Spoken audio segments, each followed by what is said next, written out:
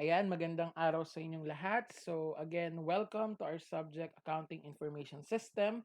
And this is your instructor, Noel Bergonia, and we are about to discuss Chapter 8, Financial Reporting and Management Reporting System.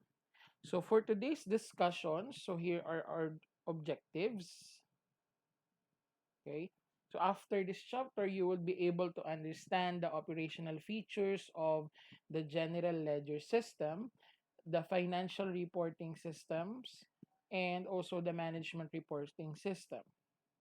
You will also be able to identify the principal operational controls governing the general ledger and financial reporting system. You will also understand the factors that influence the design of a management reporting system, understand the elements of a responsibility accounting system, and lastly, be familiar with financial reporting issues surrounding XBRL. Okay, so let's start our discussion.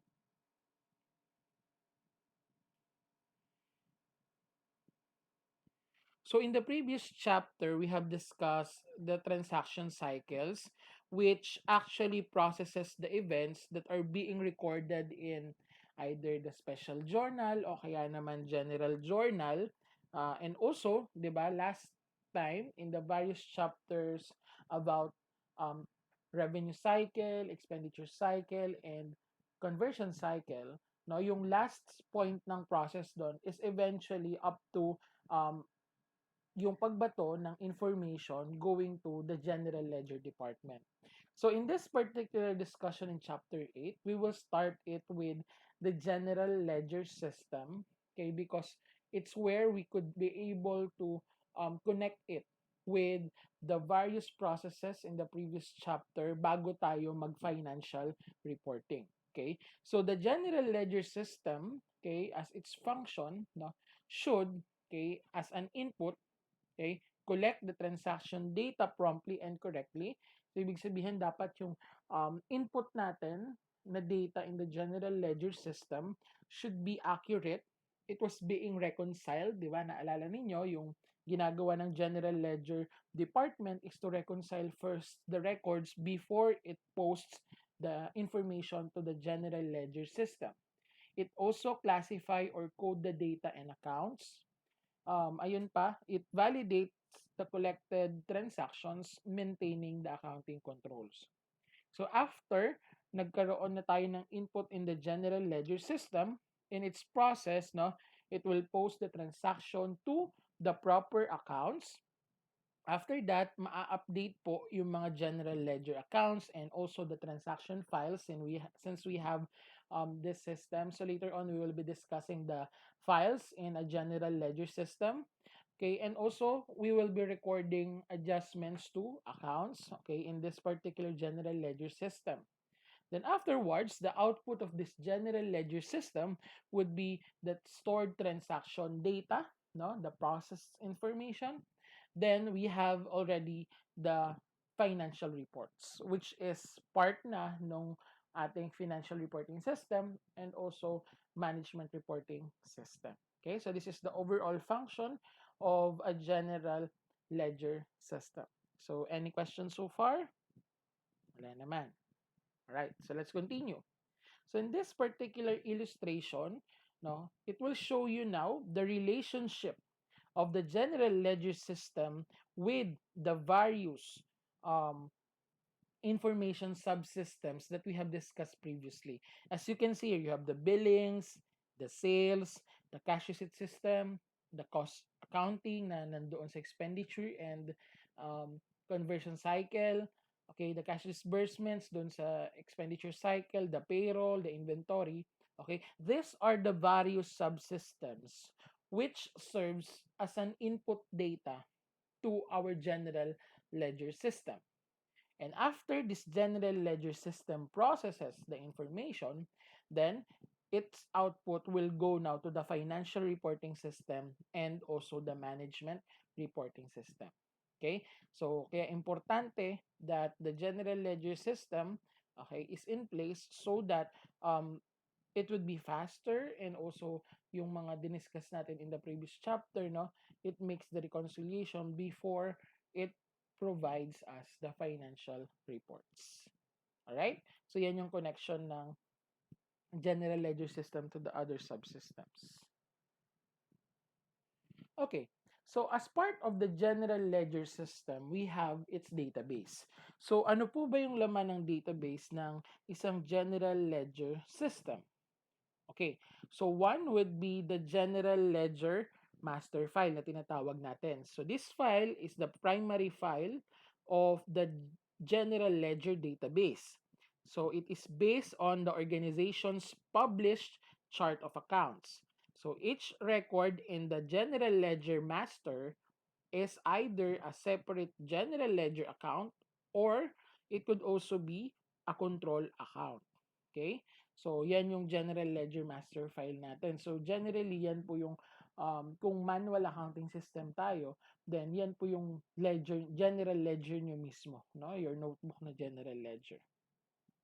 Next would be general ledger history file. So this file has the same format with the general ledger master file, and the primary purpose of it is to provide historical financial data for comparative financial reports. Okay, because we are going to dig deep with the previous files that we have already generated in the general ledger system. So yan yung purpose ng general ledger history file. We have also journal voucher file, which is the total collection of journal vouchers processed in the current period. So this file provides a record of all general ledger transactions and replaces the traditional general journal. Okay, so for the current period yan. Ngayon, kung past period naman yan, we will be talking about the journal voucher history file, which contains the journal vouchers of the past periods, and this will serve as also an important link to the firm's audit trail. Kasi 'di ba kailangan natin i-maintain yung history or the audit trail in a transaction. Okay? Another also is the responsibility center file. So later this particular chapter now we will be discussing again about responsibility centers or responsibility accounting, but the purpose of this responsibility center file is to contain the information about the revenues, expenditures, and other resources utilization data for each responsibility center in the organization. So the management reporting system, upon this data for input, draws the information. So itong responsibility center file na to dito, usually kumukuha yung management reporting system ng kanyang data. And then finally, we have also the budget master file, which contains the budgeted amounts of either the revenues o kaya naman expenditures or other resources of our entity. Alright, so these are the various files that we have under the general ledger system. Okay? Naintindihan po ba? Alright, so this is just an example of a journal voucher layout for a general ledger master file. Okay, so pinapakita lang natin. As you can see, it's a typical journal voucher file.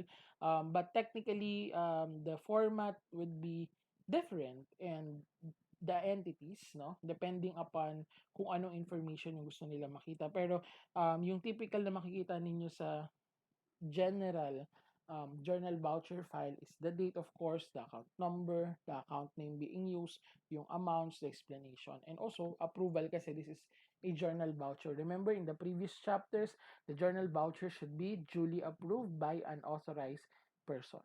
Okay? So this is eventually the data flow of our financial reporting process. Okay, so just like in basic accounting, no, everything will start with an economic event, an exchange of transactions, no, an exchange of goods or services affecting the resources of the business. So once there is already an economic event, it would arise to a transaction. So the system will capture the transaction, then it will go to our post yung term na ginamit dito, but technically we could also use journalize it to our special journals or general journal maybe, and also to our subsidiary ledger. So itong number 2. Then after that, it will prepare journal voucher file, which will be saved on the journal voucher file natin. Okay, and then it will go through posting to the general ledger. Okay, then after all have been recorded in the general ledger, it will now proceed in the preparation of our trial balance. Okay, by obtaining the account balances from the general ledger, which will go to the worksheet. Diba sa worksheet, ang first process there is to prepare the unadjusted trial balance. Okay, so ito prepare the trial balance. Pagka-prepare nun, then typically you will adjust the accounts. So andito tayo. Then once adjusted, okay, it will also create a journal voucher, no? Nagkakaroon din ng adjusted trial balance. And out of the adjusted trial balance, it will now be the basis in preparing the financial statements which will be used by stakeholders. So at the end of the financial statement being prepared, no, magkakaroon na rin tayo ng preparation ng closing entries. Then you will prepare the post-closing trial balance. So this process is eventually walang pinagkaiba with the basic accounting process. Yun nga lang, as you can see, there is a generation of a journal voucher file or journal voucher that in a manual system, no, hindi naman typical na gumagawa na dun sa diniscuss sa basic accounting ninyo, hindi naman kayo gumagawa ng journal file, di ba? It's a continuous process. But in here, there are journal voucher file. And also, mamaya we will be showing also the process naman if we are about to use the computerized system. So this is just usual manual or physical accounting system. Okay? So may question tayo so far? Ayan naman. Okay. All right. So what are the typical reports that we could derive from the general ledger system? Okay, one would be, of course, the general ledger analysis, which is the listing of the transactions, okay, the allocation of expenses to cost centers. So later on, we'll be discussing cost centers. Now, comparison of account balances from period to period and trial balance. So eventually, nung ako yung nagtatrabaho sa private, we are doing the general ledger analysis so that we could be able to identify ano ba yung mga transactions that causes the account to move at the same time so that we could be able to detect baka merong naka-record sa isang account na hindi pala dapat doon. Okay, so that's one report that we have in the general ledger system. Another, and the most important reports that we need for this particular discussion is yung mga financial statements, di ba? Yung statement of financial position, your statement of comprehensive income, statement of cash flows, and of course, yung notes, guys, hindi natin siya makukuha dito. It's really prepared using the human intervention. No?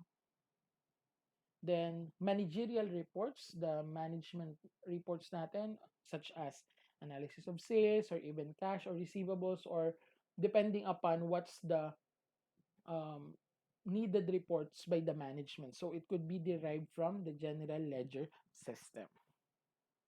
Okay? Oops. Also, we have the chart of accounts, okay, wherein it is a coded listing of all of the accounts. But eventually, kahit hindi natin siya considered as report since that's actually an input para sa general ledger system, no, yung chart of accounts natin.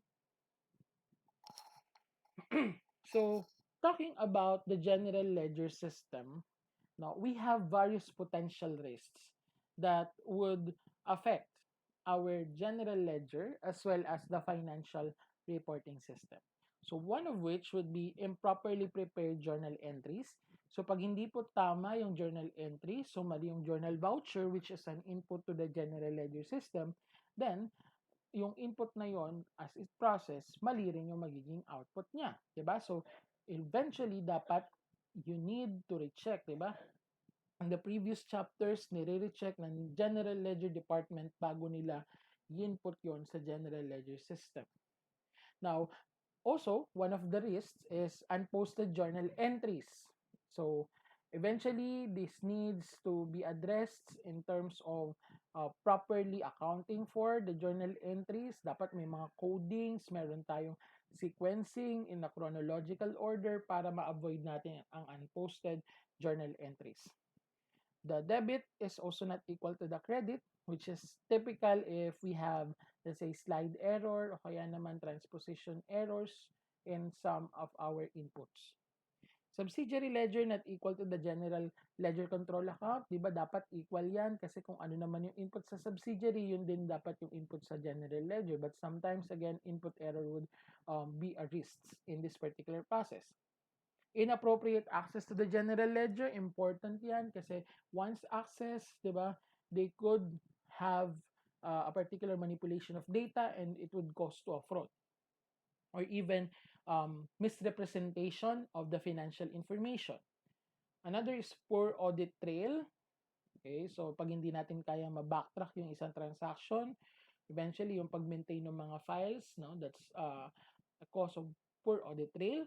Then loss or damaged data. So to address this, di ba, we need to have a backup system.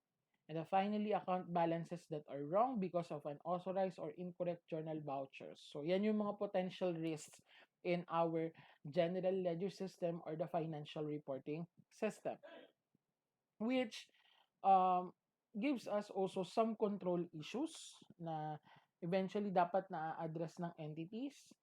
Okay, we're in number 1, transaction authorization. So our journal vouchers being an input, okay, to the general ledger system must be properly authorized by a manager or even any person who is responsible for approving or authorizing it at the source department. Kaya in the previous chapters, kapag hindi approve or authorize yung transactions, then it should be what? Not be posted in the general ledger unless na-prove na natin na authorized pala yun. Okay? So another issue is about the segregation of duties. It is important that the general ledger clerk should not, okay, have the recording or record-keeping responsibility for the special journals or subsidiary ledgers. So hindi dapat tayo nagme-maintain nun. And also, we should not be the one to prepare the journal vouchers. Sino ba nagpe-prepare ng journal vouchers? In the previous chapter, let's say, expenditure cycle, the accounts payable department prepares the journal voucher. Diba?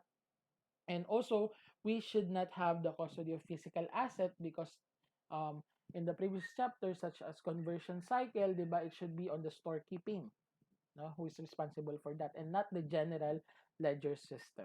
Okay? Another would be yung access control, 'di ba? Another potential risk yung kanina, unauthorized access.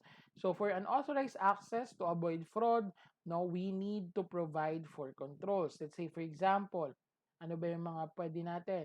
Sabi dito, you limit the database access. So kung computerized accounting system ka, dapat it should have an appropriate password, username, kung sino lang yung allowed na i-access yung database na yon. And kapag manual naman, typically, 'di ba, yung mga accounting records mo dapat nakalock yan sa sa, let's say, drawers, no, on a particular place wherein it could not be accessible to various people. Okay?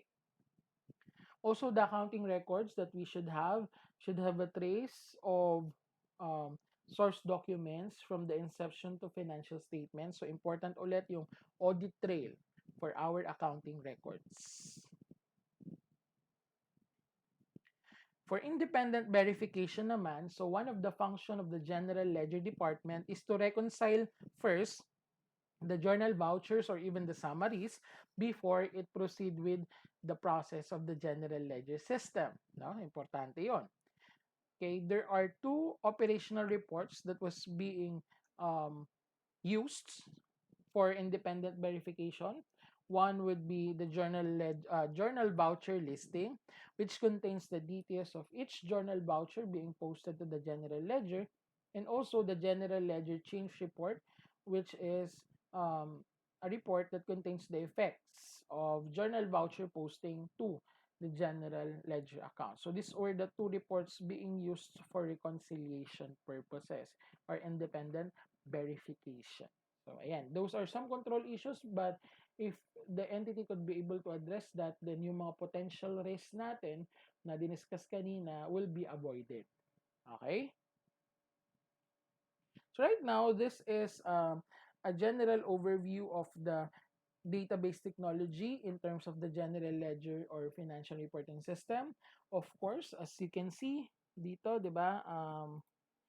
You have the various subsystems, okay, and the various chapters na discuss natin, 'di ba? Yung revenue cycle, the expenditure cycle, and also most likely conversion cycle. Okay, it will proceed to the general ledger master natin file at saka journal voucher transaction file. Okay, so wherein it will go to the system, and then the system will process it, prepare, adjusting, and closing up to the financial statements was being generated. So eventually, kung sasabihin ko ito in my work, no, or i-discuss ko ito in my work, the input, ang ginagawa na lang kapag meron kang database technology is the input, no, monitoring, and then reconciliation. Ganun na lang yung work mo because you are not actually going to manually prepare the financial statements because it is innate already to that database technology. Mamaya we will be talking about some types of reports being generated. Okay? Any question? Kaya madali na lang yung buhay if you have a database. So one example of a system that could be used as database, yung SAP, no? Or even yung mga Oracle na tinatawag, Enterprise Resource Planning Systems. So we will be discussing those in chapter 11 naman. Okay, so let's continue. All right. So by using this database technology, okay, so we could be able to immediately update the record and reconcile it. Okay, kasi nga the information there could be timely. If not real time, yung information, it would be timely, no? Kaya na immediately na-update yung record. Actually, pagka-encode mo, diretso niya siya sa general ledger system, then pwede ka na actually mag-generate agad ng report after no particular input na yon because the system will process it already. Okay, it also removes separation of transaction authorization and processing. So less human intervention tayo doon. But even though it removes the separation of authorization and processing, no, it technically have a compensating control, no, hindi pa rin nawawala yung control natin, wherein there is a detailed journal voucher listing and account activity report which we could reconcile manually. Okay, and also there is a centralized access to the accounting record, so it just need access controls, okay, through password or any authorization tables. So ayan, nalilesan yung work to database technology. Okay, so we are actually done with the general ledger system and also pahapyaw na ng financial reporting system natin. So any question guys about this? Wala naman. Kasi yun nga, karugtong na ng general ledger and financial reporting system because automatic naman na generated na yung mga financial statements after that. So right now, we will be talking about some sort of the financial reporting system engineering. Okay, so kanina na-discuss na natin yung typical na preparation of the financial reporting. No? Right now, there are some technologies being used for financial reporting which could be used for the re-engineering. Okay, such as number one, we have itong tinatawag natin na HTML or Hypertext Markup Language. So usually, online reporting of financial data has become a competitive necessity for any organization. So most of the organizations accomplish this online reporting by placing their financial statements and other financial reports on their respective websites, 'di ba? As an HTML. So pag halimbawa, nag-search kayo ng mga organizations na having a website, let's say for example, Jollibee Food Corporation. If you try to search that in the internet, no, lalabas yung kanilang website, then one of the links there would be most likely yung kanilang financial reports. Okay, may annual reports na sila. Hindi mo na kailangan pumunta pa sa SEC para hingin yung annual reports nila. But it is already published in the websites. That's especially for those publicly listed entities. Excuse me. Okay? So, through the use of this hypertext markup language, okay, that document, yung mga financial statements na yon, can be downloaded already by the users of financial information through their website. So these HTML reports cannot be conveniently processed through IT automations. So you need to perform some sort of analysis to manually enter the user's information system. So eventually, itong HTML na to is used, no, to format a particular report in a web page, no? Siya yung itong HTML na to defines the layout, yung font, yung graphical elements na lalabas na report doon sa kanilang website, no? It also uses layout information for displaying appealing manners like one sees in magazines or even newspapers. So it also use both text and graphics, yung mga let's say pag dinownload niyo yung mga reports, no, mayroong mga graphs, something like that, which is appealing to the users. Okay? So, through the use of this HTML, no, it creates hypertext links also to other documents. So, pag clinic mo yon, yung link na yon, then most likely, okay, pwede makita yung financial statements. Tapos, pag merong hypertext doon, no, link, you can click that. Let's say, for example, annual report, then pwede mo makita yung, let's say, notes to financial statements o kaya naman mga some sort of accounting system, kagaya ng pinapa-research ko sa inyo, di ba? Okay? So, that's one thing na brought up ng technology, no? So, we need not to really go to some sort of uh, governing bodies just to get the financial report, but it is already published in their particular websites. However, no, meron po tayong concern about HTML na banggit ko nga kanina, wherein you cannot process it through IT automation, hindi siya convenient. Kaya dito lumabas ngayon yung tinatawag natin na XML or Extensible Markup Language. So XML is a meta language for describing markup languages. Medyo IT terminologies to, don't worry, in your actual practice, you're not going to really memorize these things. Now we're just discussing it so that you will be able to know. So the term extensible means that any markup language can be created using an XML, which includes yung creation ng markup languages which are capable for storing data and relational forms in tags o kaya naman formatting commands which are mapped to a data value. Thus, XML can be used to model the data structure of an organization's internal database. So, see the difference? No? Itong extensible markup language, it is used for data structuring in the organization. Samantalang yung HTML kanina, it's more on some sort of formats. So, to explain further the difference between the two, okay, so this is the comparison. So, as you can see, we have the XML and the HTML. So, sa HTML, mapapansin mo, it's more on the format, no? Yung naka-bold, naka-italize, di ba? Standardized. Okay, it's more on the format that can only be displayed. While the XML, okay, its end users computer can recognize XML, which is to broaden the current places in the website. So let's say for example dito sa hindi ko naman nakakita sa XML ng format, 'di ba? It talks about more the data about a particular transaction such as yung price, 'di ba? Yung quantity. Kaya ang pinagkaparehas lang nila eventually dito is wala, 'di ba? Okay, kasi dito more on format, ito ay more on a particular language or tag. 'Di ba? So pag sinearch mo yung author, Dojan, okay, ito 'yon. Dito it's more on format again. Alright? Yun yung pinagkaiba nila. But usually, most organizations use both in their financial reporting system.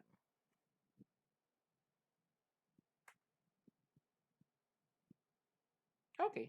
Recognizing the benefits of XML kanina, okay, the AICPA encourages researches into the creation of accounting specified markup language. So, ngayon, nag-derive or nakapag-derive sila ng tinatawag natin na XBRL through their research about ano ba yung pwedeng specific na accounting markup language natin. Kasi yung kanina, general yun, yung HTML at saka XML, di ba? Anything, that's a typical word that you can hear. Ngayon, itong XBRL, it is an extensible business reporting language which is specifically used for accounting system. So, XBRL is actually an XML language for standardizing methods for preparing, publishing, and exchanging financial information, specifically the financial statements for publicly held entities. So, XBRL is typically used for reporting aggregated financial data, but can also be applied to communicating information pertaining to individual transactions. So, it has actually various steps, no? Ito, one of it is the XBRL taxonomy, which is a classification scheme. Pag sinabi nating taxonomy, it is a scheme that is compliant with the XBRL specification to accomplish a specific information exchange or reporting objectives. Okay? So, it specifies yung data to be included in the report. Yan yung ginagawa niyang taxonomy na yan. Now, what are the advantages of using XBRL? So, the XBRL, no, offers expanded financial information to all interested party virtually instantaneously. Okay? Then also, it helps companies to use the XBRL database technology, which can further the speed in processing our reporting. And finally, the customers can import XBRL documents into internal databases and analysis tools to greatly facilitate their decision process. Kasi it's accounting specific reporting language na. Alright? So, this particular illustration shows us the overview of XBRL, no, na ang makikita ninyo from the taxonomy, no, magkakaroon na tayo ng financial reporting database natin which is embedded with tags, and then the end would be the financial reports of the users, then analyzing the financial information. Actually, hindi pa ako masyadong nakakita ng or even baka hindi pa ako aware before that is XBRL in the particular system, no, but eventually this is being used by some organizations, right? So, any questions so far, guys? Huwag kayong mag-alala, hindi nyo naisipin yung XBRL na yan.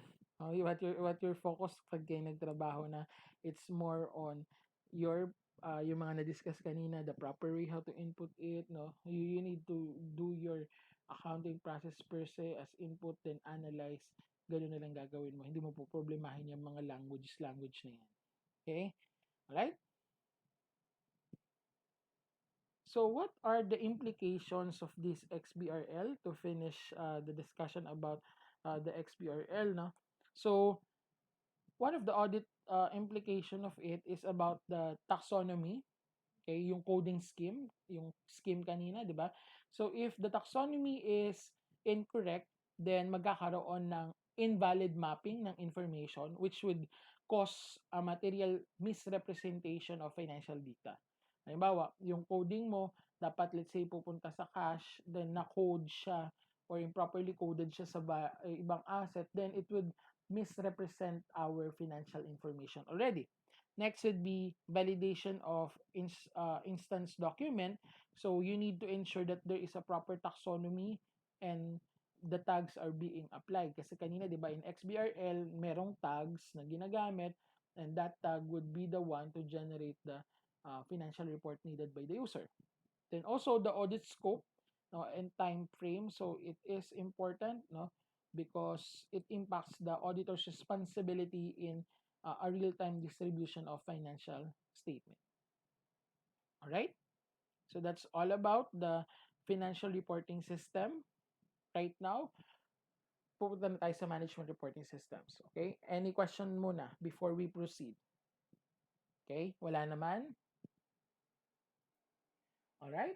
So, usually, ang financial reporting system is creating reports that are typically used by external users. Hindi natin Diba? Hindi naman natin sinasantabi ang internal users.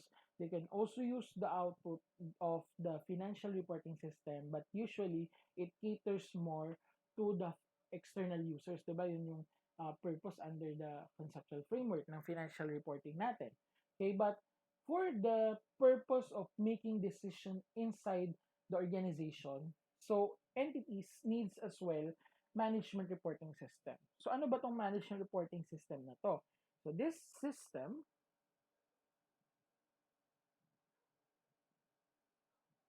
okay, so this system is actually producing both financial and non-financial information which is needed by the management to plan and evaluate as well as control their businesses. All right?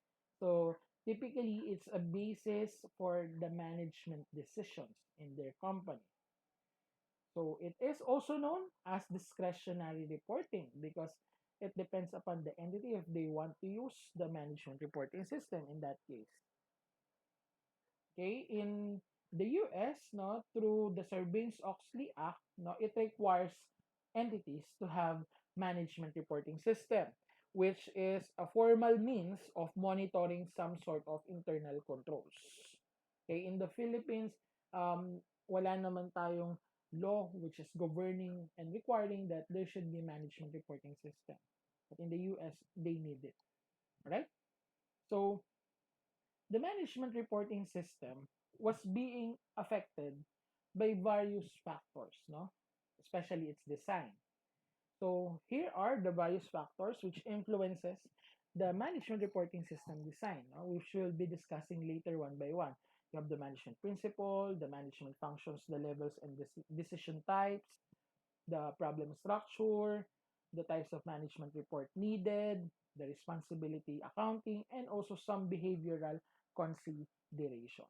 So let's talk about this one by one, no? The factors that influence the management reporting system, sorry, design. So the first factor is about the management principles. Of course, no, management principles provides insight into management information needs. So yung principle ng management eventually affects directly the management reporting system. Kasi how they do their decisions should be based on their management principles. So we will have a discussion of various management principles, okay, that is used in financial reporting, and let's talk about the impact of it and implication to the management reporting system. So one of the management principle natin is formalization of tasks. So when we talk about formalization of tasks, it is a principle which suggests that management should structure the firm around the tasks it performs rather than around the individuals with unique skills. So eventually, kapag pumunta kayo sa organization, they are structuring the organization per task. So let's say for example, okay, accounting department, di ba? HR department, okay? Those are some tasks rather than individual unique skills ang i-create nila as structure. So this particular formalization of tasks, okay, implicates on the management reporting system by allowing some specification of information which are being needed to support those tasks. So dahil naka per task tayo, so dapat yung report should be addressing the information that is needed by that task.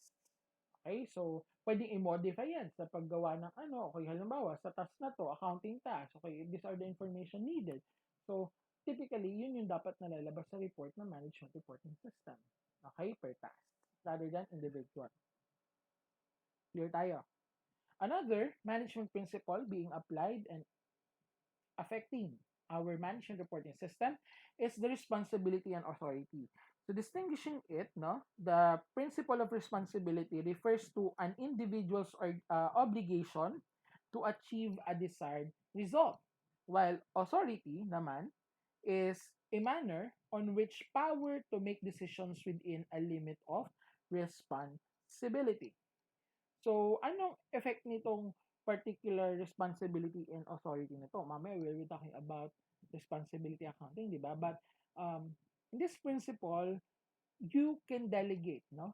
the managers, the upper level management, could delegate their particular work to their subordinates. Okay? And what's the implication yan ngayon sa ating management reporting system dahil madi-delegate yung mga work. Okay? So, typically, this principle would define now the vertical reporting channels of the firm through the information flow. So the manager's location in the financial reporting channel influences the scope and details of information being recorded. So di ba na-discuss natin to in the previous chapter, I think in chapter 1 yung pyramid about the organization's level, okay, na i-discuss din ulit natin mamaya, wherein as the information or as the level of management goes higher, okay, the less detailed information yung kanilang makukuha or summarized na dapat yung kanilang makukuha compared with dun sa mga nasa baba or operations.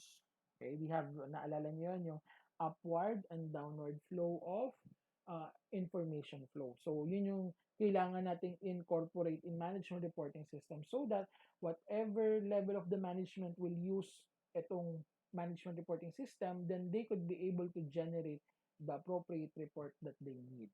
All right? So another principle is also the span of control.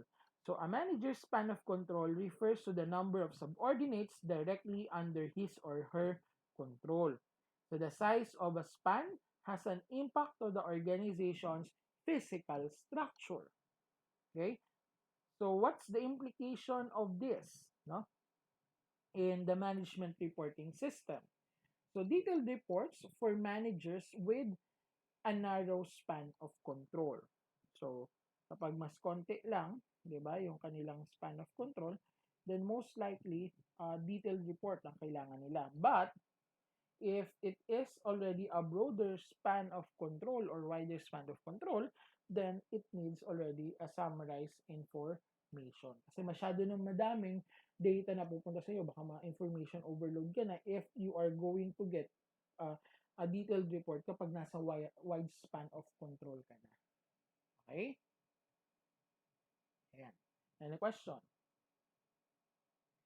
Next would be management by exception. So this principle suggests that managers should limit their attention to potential problem areas rather than being involved in every activity or decision. So the managers must maintain control without being overwhelmed by the information. So yun yung management by exceptions, no? So, the manager should limit their attention to potential problem areas para makapag-address sila agad.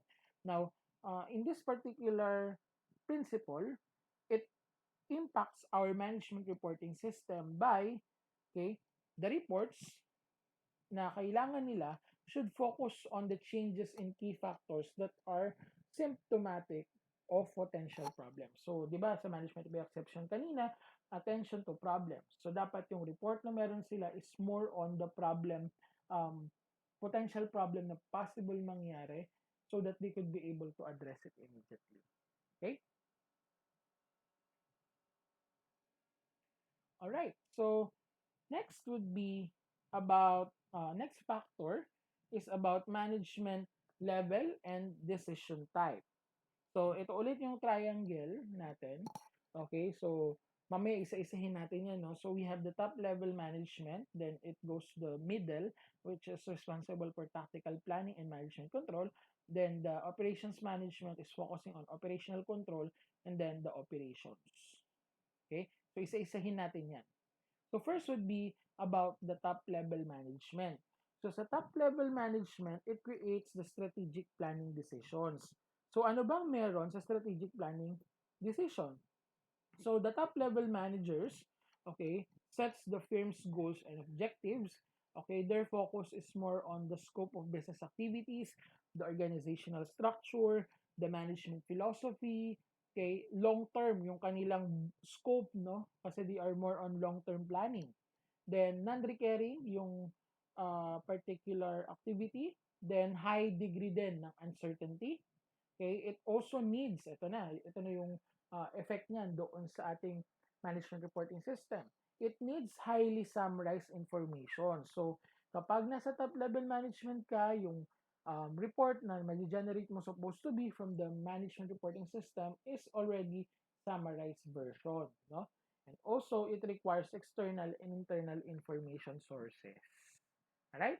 So, ganyan yung kailangan natin makita in the top level management, which makes the strategic planning. Okay, comparing it with those in the middle management, which are in charge in tactical planning decisions naman. Okay, so tactical planning decisions are subordinate of strategic decisions and are made by middle management. So these decisions are somehow short term, more specific, recurring, have more certain outcomes, and have a lesser impact on the firm's strategic decision. Okay? So, ayan. So, fairly yung outcome limited. So, eventually, again, in terms of the management reporting system, the reports should suit on this tactical planning if the management, middle management will use that particular reporting system. Another part ng middle management is also the management control, which is deciding more on the resources which are productively as possible in all functional areas, then evaluating the performance of the subordinates against some standards. Okay, so uncertainty surrounds management control decisions because it is difficult to separate the manager's performance from that of his or her operational units. All right? So the segment will operate, okay, in this particular system na kung saan they need a specific uh, part in the management report that they could be able to use in the management control decisions.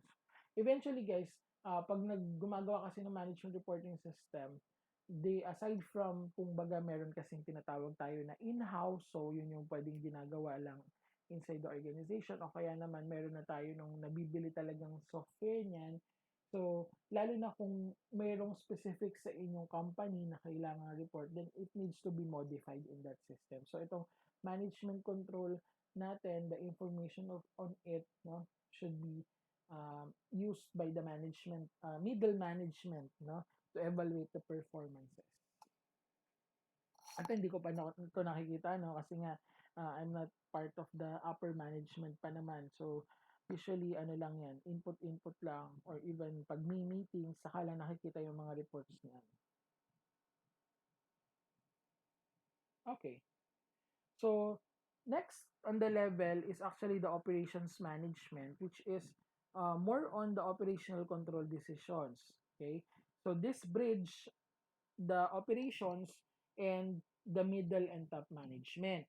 So, ang ginagawa dito sa operation control decision is usually deal with routinary tasks, no? And also, narrow yung focus, dependent siya sa details. Kasi nga, from operation, which is detailed, okay, gumagawa ng operational control decisions yung manager doon, okay, through the detailed information from the operations. Highly structured din siya at saka short time frame lang siya because it needs to provide information to the upper management immediately. Okay, so some of the basic elements or steps in the operational control decision. So, magse-set dapat ng standard yung manager doon. No? It should also evaluate the performance of the operations. Tapos, it needs already to take corrective actions. So, hindi natin aantayin na yung top level management yung mag-correct sa operations. It should be the operations management who will correct any problems or address any problems about the operations. Ang pupunta na lang sa taas is eventually report or even the resolution na lang. Okay? So that should be incorporated in the management reporting system. Okay, any question? So that's all about the management function, levels, and types of decision. Okay, this is just a summary of what we have discussed kanina. No? Alright, so another factor that would influence the management reporting system is the problem structure.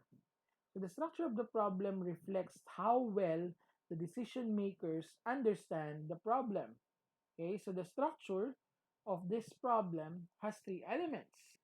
Okay, so it's the data, where the values used to represent factors that are relevant to the problem, the procedures, which are the sequence of steps or decision rules used in solving a problem, and then the objective, which is the result of decision makers in desiring to attain solving the problem. So when all of these three elements are known with certainty, then the problem is structured. So pag alam mo yung data, yung procedure, at saka objective, that's a structured problem. So let's say for example, ano ba example ng isang structured problem? So let's say payroll calculation. Okay? Because you can identify the data for calculation, 'di ba, ng payroll. Ano yung um, dito na nandun, yung hourly rate, ilang oras siya nagtrabaho, tapos ano yung procedure sa pag-compute ng payroll, di ba? Then objectives natin is to discharge the financial obligations natin or mabayaran natin yung mga employee natin. That's actually a structured problem. Ngayon naman, may mga problems na tinuturing natin unstructured. So, ang unstructured problem, no? If any of these three, itong elements natin, pag meron tayong hindi alam dyan, then that's considered already as an unstructured problem. Okay, so an unstructured problem is one in which we have no precise solution techniques. Kapag structured kasi yung problem, meron na tayong immediate na solusyon doon. Halimbawa, pag nasira yung machine, okay, immediately, dapat meron tayong manual that could address the issue on the machine. Okay? Na mali yung computation ng payroll. Di ba? So, ayun, kanina nabanggit ko na, meron tayong steps na sinusunod. Usually, okay, dito tayo sa next slide, the structured problems are typically arising in the operations. Di ba? Nasira yung machine, paano ayusin, ito yung process, okay? Yung payroll, hindi maayos, anong gagawin? Okay? So, ano pa? Yung product, nagkaroon ng problema, tignan yung process. Okay? So, again, as you can see here, the structured problems are typically arising in the operations or part of the operations management. While, as it goes higher on the management level natin, no, the more unstructured yung mga problems. Bakit? Kasi it needs more analysis. Okay, kasi hindi rin yan ano hindi yan definite, 'di ba? Na ay halimbawa may ganitong nangyari sa entity, no, nagkaroon ng financial problem, hindi siya immediately masosolve ng isang manual lang na meron tayo compared with the structured problem. Alright? So, there are some sort of effect of this problem structure in creating the management reporting system kasi dapat we could be able to have already some sort of answers from the management reporting system natin lalo na sa structured problems. Pero yung mga unstructured, no, pwedeng ilagay as input yon kapag nasagot na, nagawa na ng answers ng management. Okay? So that they could become also some sort of structured na. Okay, so now let's talk about the types of management reports. So yan. So one factor also affecting the management reporting system is the type of report that management needs in order for them to decide. So reports are the formal vehicles for conveying information to our managers, no? So the term report tends to imply that it is a written message presented on a sheet of paper. But in fact, a management report may be a paper document o kaya naman a digital image or even a soft copy that was being displayed. So, one of this particular report, no, type of report natin na makikita in the management reporting system are report objectives. So these are reports that have value or information content. So eventually, lahat naman ng report ay may kanya-kanyang objective. So that's what we need. So let's say for example, kailangan ko ng data about, let's say for example, payroll. So summarized version for the management about the payroll. So the objective of that report is for that particular report of payroll. Kaya naman, I need a report about, let's say, the fixed asset. Okay, so its objective is to show information about the fixed asset. Okay, so that's the report objectives. Okay, it contains information or value content. Okay, this particular report objective should reduce the level of uncertainty associated with the problem facing by the decision maker kasi nga specific yung particular na objective ng report. Kanina sa payroll, kung payroll yung kailangan ko i-address na problema, then ito yung kailangan kong report, okay, about the payroll. And also, this report objective influences the behavior of the decision makers in positive way naman. Alright? So ano nga ba yung typical na attributes ng isang report? Okay? So dapat in our financial conceptual framework na discussion, we have the qualitative characteristics of financial information. So parang ganito rin tong report attributes na to. Ano yung kailangan nating qualitative characteristic ng mga reports na nagagawa in the management reporting system. So it should be relevant, which is typically used for decision making. Pag hindi siya kagamit-gamit, then it's not relevant. No? The information should also be summarized on the appropriate level of management. Anong detail yung kailangan nila. Diba? Again, as discussed previously, the higher the level of the management, the less detailed yung kanilang report or the more summarized yung report na kailangan nila. Then, exception orientation. So, it also identifies the risks in that particular report. Accuracy, no? Dapat yung information na presented natin is free from error, bias, or should be also complete. That all of the information needed in the decision should be on that report. It should also be timely. Kasi if the report is not timely, as you all know, then the decision will either be incorrect or incomplete. And finally, no, the report should also be concise enough para maintindihan ng mga users natin. Okay? So, ito lang yun. This is already the old framework. Okay, huwag na natin pansinin yan. Okay?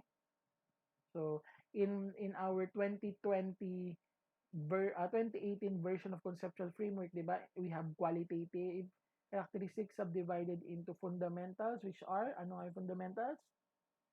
Okay, correct. It should be relevant and faithful representation. Ano naman yung enhancing?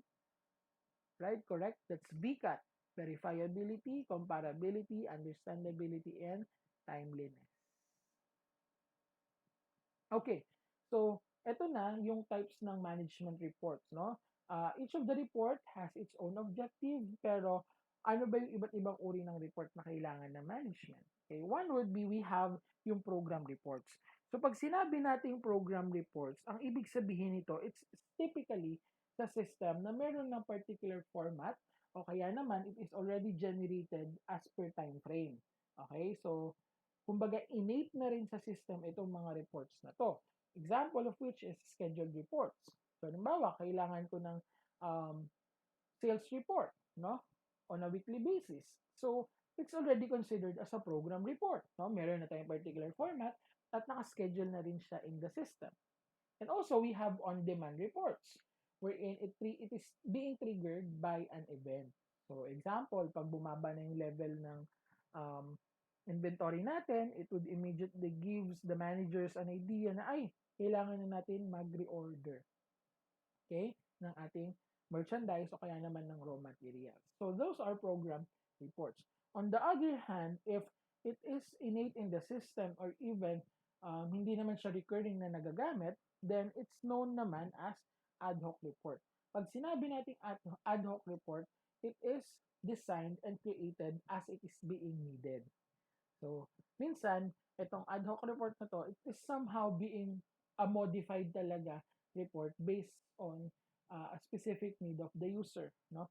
Eventually, based on my experience in the private companies, no, most of the time, managers are really looking for ad hoc reports. Bakit? Mula sa kanilang mga subordinates. Diba, pinapagawa sa akin. Okay, gawa mo nga ako ng fixed asset na report about ano yung mga over depreciate na ng with the next 2 years. Okay? Yung mga ganon, that's an ad hoc report. Kasi kung program report naman yan, they could be able already to generate that from the system. Hindi ka nila tatawagin. Okay? Pero yung ad hoc report, ano yan, as needed. So, kapag kailangan na ng ganito, modified report, ayan, papagawa nila yan sa inyo. Pero masaya yung ad hoc report kasi natututo ka in terms of how you really do the report. At the same time, ano yung mga details? Nakikita mo yung details eh, no, compared with program report na, okay, ito na lang yung data, ratio, financial ratio, o ayan, financial ratio. Compared with ad hoc report na lahat ng process dadaanan mo para ma-generate mo yung particular report. Right? So last part of our discussion is all about responsibility accounting. So this is typically, again, a review nung sa strategic cost management niya about decentralized organization. Okay, so in the responsibility accounting per se, okay, it implies that your economic events which affects the business is a responsibility of an individual manager. So, nadidistribute yung responsibility in each of the departments. Okay? So, hindi centralized yung decision natin. Now, this particular responsibility accounting incorporates the fundamental principle of responsibility na discuss natin kanina, wherein the area managers are accountable for the items that they control. Diba? Rather than top-level management, lahat yung nag-decide, they delegated their decision-making schemes sa kanilang mga managers so that they could be able to decide dun sa kanilang nasasakupan. Now, as part of the duties in responsibility accounting is setting financial goals, okay, or in terms of budgeting. So, in the budgeting scheme, so it helps the management to achieve the financial objectives by setting measurable goals for each organizational segment. So, pag na-delegate na yung responsibility in each of the department, they need to set their own budget, which is in line with the organization's budget, so that they could be able to achieve that objective. The budget information flows is downward and becomes increasingly detailed at each lower level. And the performance of the information flow will be upward, no, as a responsibility report. So yung budget pababa, 'di ba? So yung pinaka main budget, master budget from the top level management, nagkakaroon ng budget habang bumababa. Then yung performance report natin is pataas. Okay? Out of dun sa nagawa ng per department. So in responsibility accounting, there are what we so called responsibility centers, which includes number one, yung cost center, which is responsible for keeping costs only within the budgetary limits. So one example of a department that is considered as cost center, yung gumagastos lang is, let's say for example, accounting department. Diba? Marketing department, HR department, they are considered as cost centers lang because they are revolving on spending their budgetary limits. Samantalang, another responsibility center which is responsible naman for the cost control and revenue generation or income generation is yung profit center. So, nag-i-incur siya ng cost at the same time, siya yung pinagkukunan ng revenue or income ng entity. So, an example of which is si manufacturing, di ba? Gumagastos siya, manufacturing department or production department, gumagastos siya ng raw materials, labor, or even the overheads to prepare the product that they are about to sell. Even the sales department can be considered as a profit center. Okay?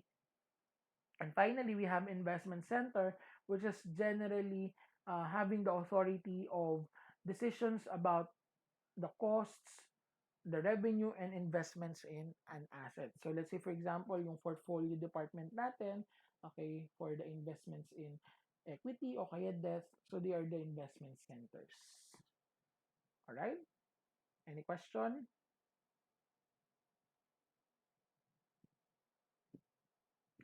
Okay. So, any question? Wala na? So, next factor that would affect as well the management reporting system are behavioral considerations. So one of it is goal congruence. So pag sinabi natin goal congruence, it is the scheme wherein the goal of each of the departments or responsibility centers should be in line with the goal of the management or the overall goal of the organization. So under goal congruence, the management reporting system and compensation scheme natin help to appropriately assign authority and responsibility. So by doing this, no, if the compensation measures are not carefully designed, the managers may engage in actions not optimal for the organization. Kasi di ba ina-optimize na natin through goal congruence yung management processes or even the organization's resources. Kaya dapat in considering the management reporting system natin, it should always have that goal congruence scheme. Next would be about information overload. So pag sinabi nating information overload, so the manager was being bombarded by more information. So rather than it's typical na na-assimilate niya. Now, anong mangyayari? It can cause the managers to disregard formal informal information, okay, in decision making. So we do not overload managers with the information. So yun yung tatandaan ninyo kapag nag-create na management reporting system. So whatever is needed lang na information of that particular manager, yun lang dapat yung ibigay or makuha niya mula sa management reporting system so that hindi siya magkaroon ng any other information na hindi naman relevant sa decision making niya. Kasi pag nabasa niya yun, ay, ito, o mapapaisip siya lalo, then, hindi niya mabibigay agad yung decision o kaya naman sometimes it would cause na mamali yung decision. Okay?